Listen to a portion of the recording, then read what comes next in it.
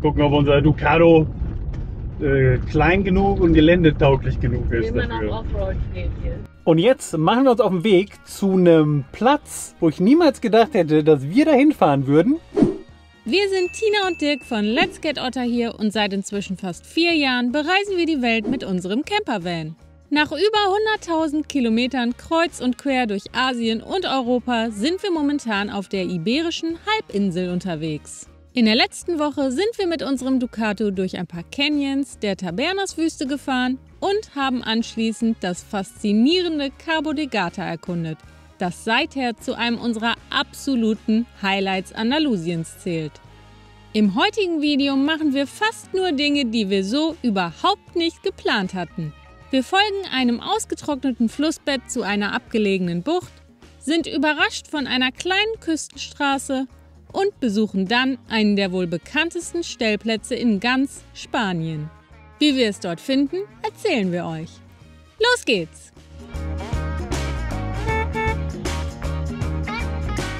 Hallo aus Carboneras in Andalusien. Wir sind hier ein kleines Stückchen nördlich des Naturparks Cabo de Gata, den wir euch in unserem letzten Video vorgestellt haben. Wenn ihr das Video noch nicht gesehen habt, dann holt das nach. Wirklich, es lohnt sich. Es ist ein absolutes sehr kleines Paradies und einer unserer Lieblingsorte in Andalusien. Heute wollen wir aber weiter Richtung Norden fahren, weiter in Richtung der großen Touristenhochburgen Ostspaniens. Dazu könnten wir jetzt hier auf die Schnellstraße fahren oder auf die mautpflichtige Autobahn, aber das machen wir gar nicht so gerne.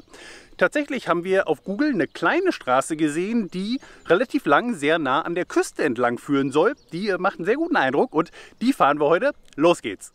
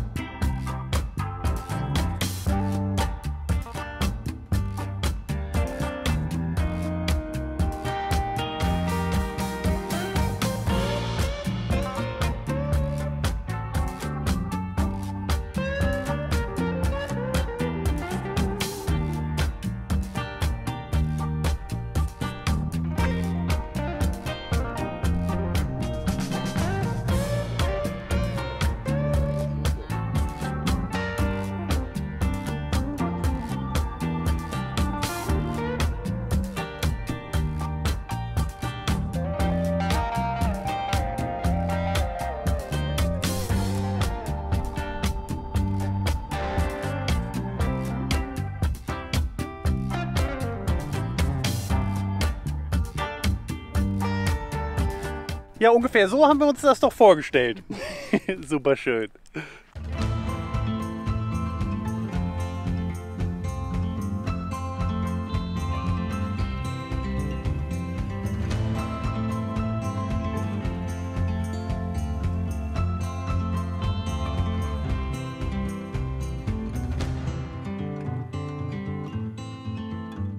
Wir haben hier ein ganz reizvolles, ausgetrocknetes Flussbett gesehen von der Brücke oben. Wir versuchen da jetzt mal reinzufahren, um zu einem Strand zu kommen. Gucken, ob unser Ducato klein genug und geländetauglich genug ist Immer noch dafür. Offroad-fähig ist. Ja, genau, aber das noch kann.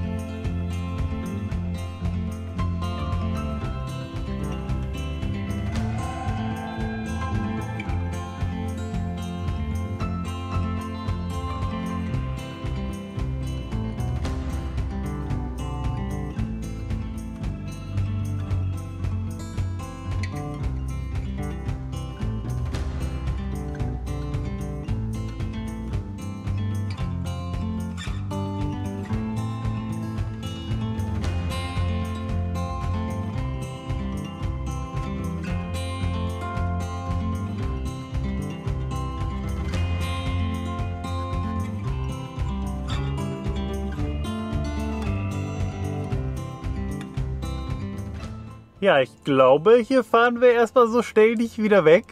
Es ist zwar eigentlich zu früh, um uns einen Stellplatz für die Nacht zu suchen. Wir wollten eigentlich noch fleißig was erkunden heute, aber ja, wenn man sowas schon findet, dann, wir haben ja die Zeit, dann bleiben wir jetzt auch hier. Ich konnte jetzt draußen nicht mehr filmen, denn ich habe gesehen, hier wird Freikörperkultur gelebt und dann gehört es sich natürlich nicht. Aber vielleicht können wir nachher noch ein paar Aufnahmen machen. Das ist sehr schön hier.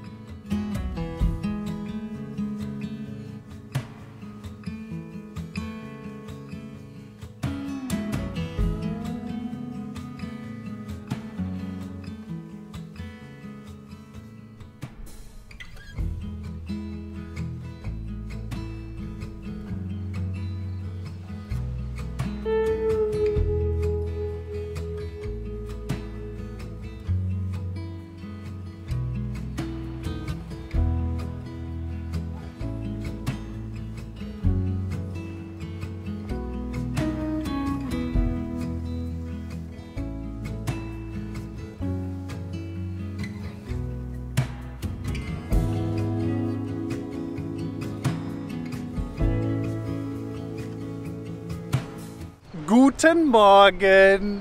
Wir sind tatsächlich jetzt schon 3 Tage hier. Wir können uns überhaupt nicht losreißen von diesem wahnsinnig schönen Platz. Es ist wirklich ein Paradies. Es ist unglaublich. Wir hätten nicht gedacht, dass wir hier in Südspanien, wo es ja eigentlich alles relativ dicht bebaut und voll ist, dass wir hier so einen tollen, schönen, abgelegenen, leeren Platz finden. Tatsächlich, als wir hier angekommen sind, waren hier ja noch ein paar andere Fahrzeuge. Da war es Wochenende, jetzt ist das Wochenende vorbei und wir sind tatsächlich komplett alleine. Wir können es gar nicht glauben. Wir wollen uns hier auch gar nicht wegbewegen eigentlich, aber wir müssen. Wir haben nämlich nichts zu essen mehr und wir müssen auch eine Entsorgungsstation aufsuchen. Als wir losgefahren sind, hatten wir ja gar nicht geplant, dass wir hier nochmal 3 Tage im Outback sein würden. Deswegen hatten wir vorher nicht eingekauft. Jetzt müssen wir definitiv und ja, deswegen werden wir uns jetzt hier von diesem Platz losreißen. Wir werden ihn aber in jedem Fall in sehr, sehr guter Erinnerung behalten.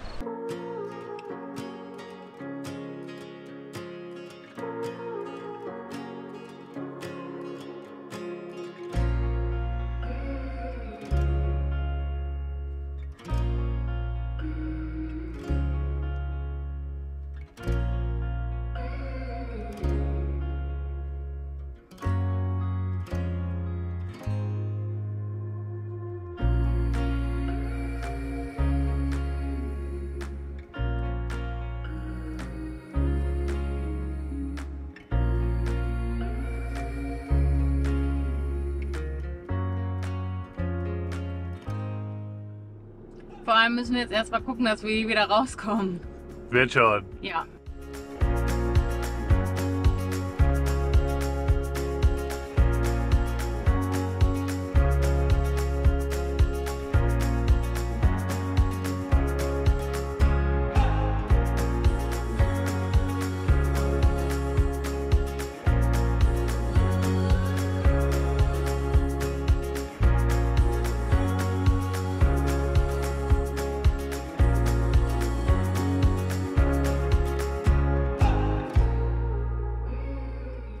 Wir haben es geschafft! Yay! Bist du erleichtert jetzt? Ja. Ja. Ja. Ich hätte es gerne mit der Drohne gefilmt, es sähe bestimmt cool aus, aber ich wollte da jetzt nicht mehrfach anhalten auf diesem weichen Kies. Ja, cool war es. Voll.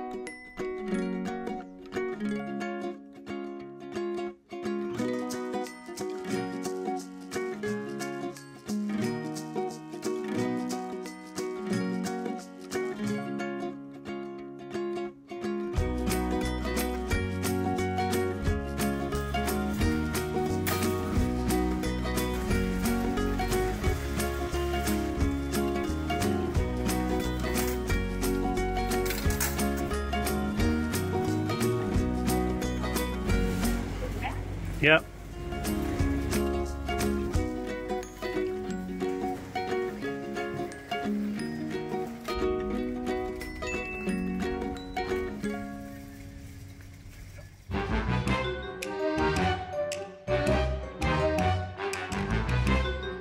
Benutzer Tina 123, Passwort Let's Get Otter hier.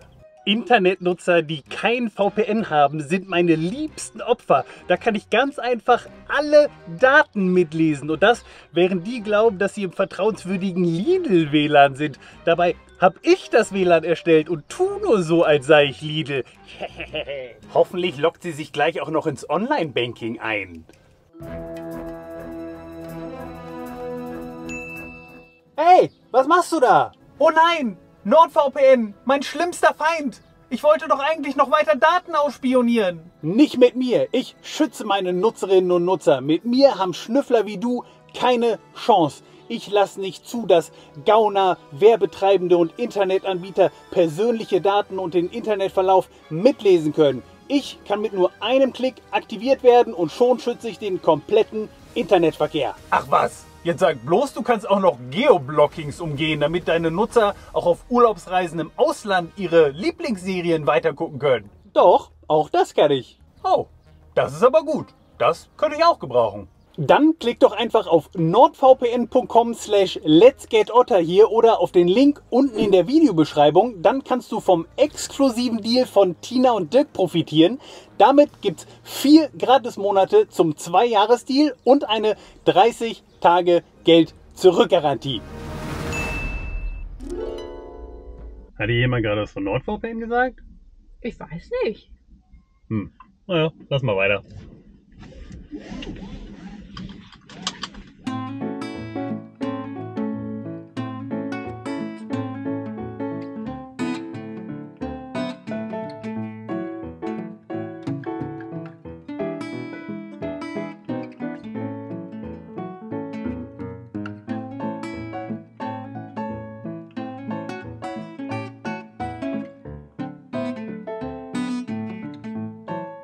Es gibt hier wirklich sehr viele schöne Ecken und schöne Straßen an der Küste entlang.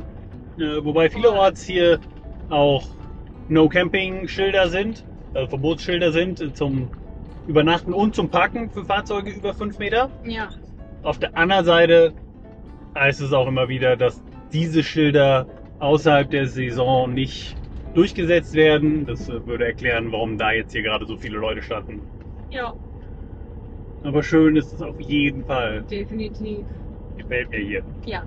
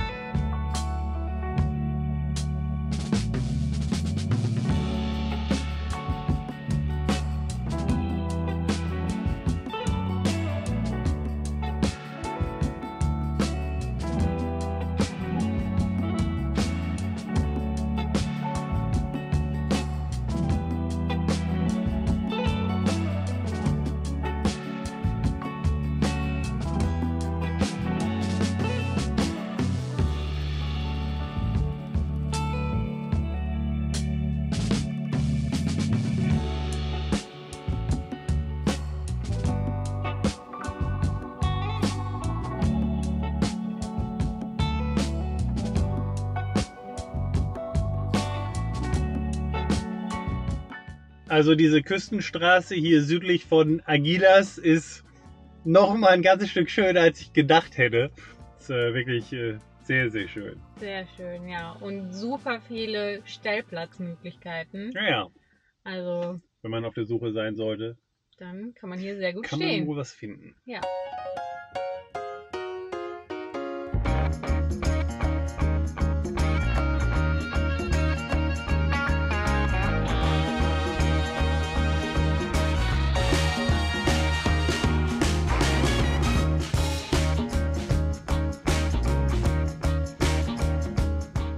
Wir sind jetzt zu einer Tankstelle gefahren, die bei Park4Night markiert war. Und hier gibt es eine Fähr- und Entsorgungsstation. Wir mussten jetzt gerade 3 € bezahlen, haben dafür den Schlüssel für das Schloss bekommen, können jetzt unseren Wassertank auffüllen und die anderen Tanks leer machen.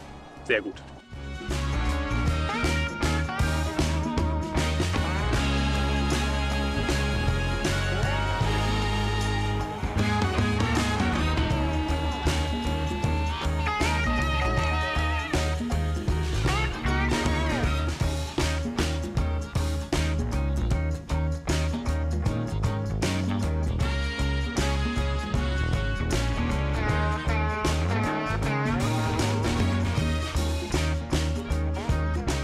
Shopping Time.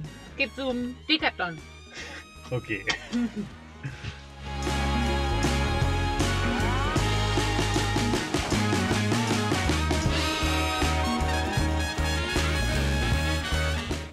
Ja, sieht ganz so aus, als würdest du nichts finden.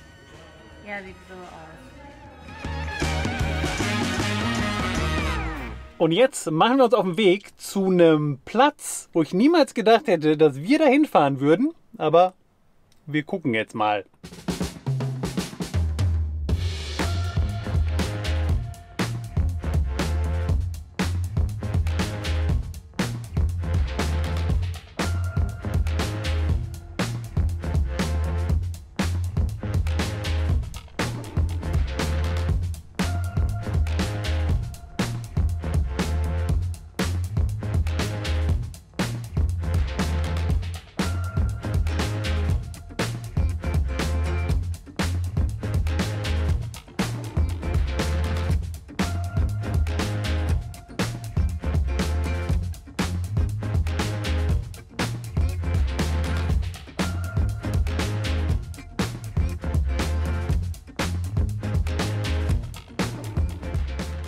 Wir sind tatsächlich in der Schlangenbucht. Ich hätte, wie gesagt, nicht gedacht, dass wir jemals hierher kommen würden. Aber wir waren jetzt eben in der Nähe, brauchten sowieso einen Stellplatz für die Nacht und haben uns dann gesagt, komm, die Erfahrung wollen wir mal mitnehmen. Es ist ja ein sehr, sehr bekannter Platz für alle, die das nicht wissen.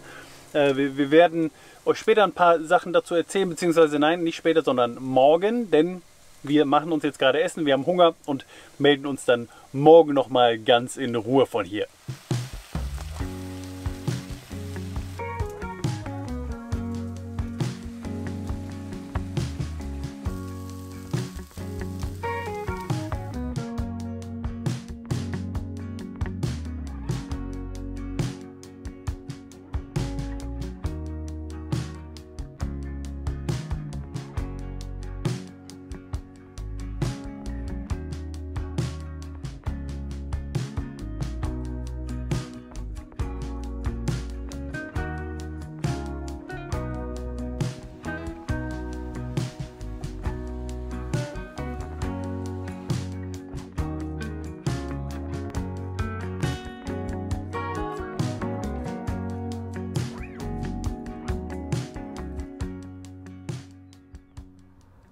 Als wir heute Morgen aufgewacht sind, war der Kastenwagen vor uns schon weg. Schaut mal, welchen Blick wir jetzt nach vorne raus haben. Und jetzt drehen wir hier nochmal eine Runde und erzählen euch ein bisschen was über diesen Platz. Die Schlangenbucht, die eigentlich Playa Percheles heißt, scheint unter deutschen Wohnmobilreisenden einer der bekanntesten Stellplätze in Spanien zu sein. Zumindest haben wir von keinem Platz in den letzten Jahren häufiger gehört und gelesen als von diesem hier. Was als Geheimtipp und Freistehplatz begann, ist seit einigen Jahren ein familiengeführter Stellplatz. Man zahlt 7,50 € pro Nacht und kann sich dafür auf dem Gelände hinstellen, wo man will. Ein Teil des Platzes ist etwas terrassiert und die Fahrzeuge stehen hier in Reih und Glied. Abgetrennte Parzellen gibt es aber auch hier nicht. Auf der benachbarten Fläche stehen die Camper kreuz und quer, teilweise sogar auf den angrenzenden Klippen. Je weiter man sich vom Eingang entfernt, desto unebener wird der Untergrund, aber desto abgeschiedener kann man auch stehen. So ist wohl für die meisten Geschmäcker was dabei. Wer das Glück hat, einen Platz in der ersten Reihe zu ergattern, hat aber wohl die schönste Aussicht. Strom gibt es nicht, aber eine Fähr- und Entsorgungsstation, an der man sowohl sein Schwarz- und Grauwasser entleeren als auch Trinkwasser nachfüllen kann. Letzteres kostet wohl 50 Cent für rund 50 Liter. Wir waren froh, die Station nicht nutzen zu müssen, denn der Geruch war ehrlicherweise nicht allzu einladend. Die Mülltonnen, die es auf dem gesamten Gelände gibt, werden allerdings täglich entleert und der Platz an sich machte auf uns einen recht sauberen Eindruck. Es gibt auch einen Imbisswagen und ein kleines Gebäude, das sich noch im Bau befindet. Ob der Bau jemals abgeschlossen wird und ob der Stellplatz mittel- bis langfristig überhaupt weiter betrieben werden kann, darüber scheint es einen Rechtsstreit zu geben, der schon seit einigen Jahren anhält. Es soll um fehlende Genehmigungen und Naturschutz gehen.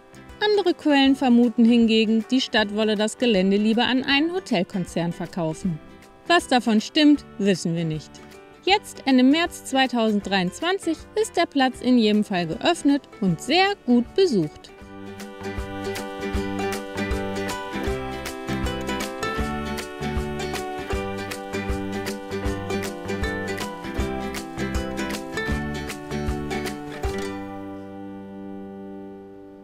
Ich kann sehr gut verstehen, dass man unterschiedlicher Meinung ist, was diese Art des Stellplatzes an sich angeht. Aber was für mich außer Frage steht, ist die Bucht. Die ist an sich wirklich wahnsinnig schön.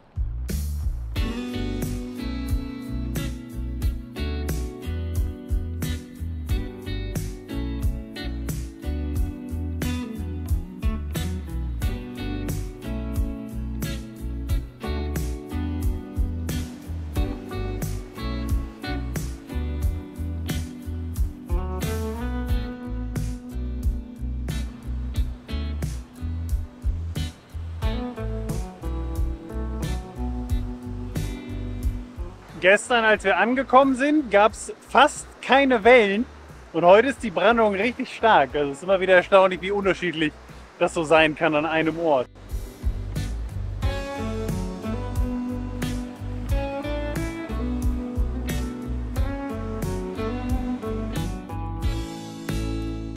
Wer von der Schlangenbucht aus an der Küste entlang Richtung Nordosten läuft, kommt zur sogenannten Ziegenwiese.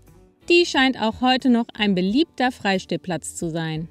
Uns wurde mehrfach empfohlen, der Küste hier noch weiter zu folgen, um in den angrenzenden Naturpark und die dahinterliegenden Dörfer mit ihren vielen Wander- und Fahrradwegen zu kommen. Vielleicht gehen wir hier ja noch auf Erkundungstour.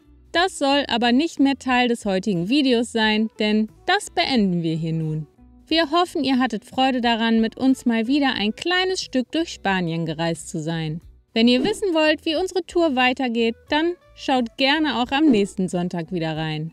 Wenn ihr unten auf den Abonnieren-Button klickt und anschließend auch die kleine Glocke aktiviert, dann werdet ihr informiert, sobald wir ein neues Video hochladen. Bis es soweit ist, senden wir euch viele liebe Grüße aus Spanien. Tschüss und bis zum nächsten Mal. Sie auch hier? Hör auf. You weird. Mal glück mal weg. Das ist so dumm. Du mal mein Handy weg. Opfer.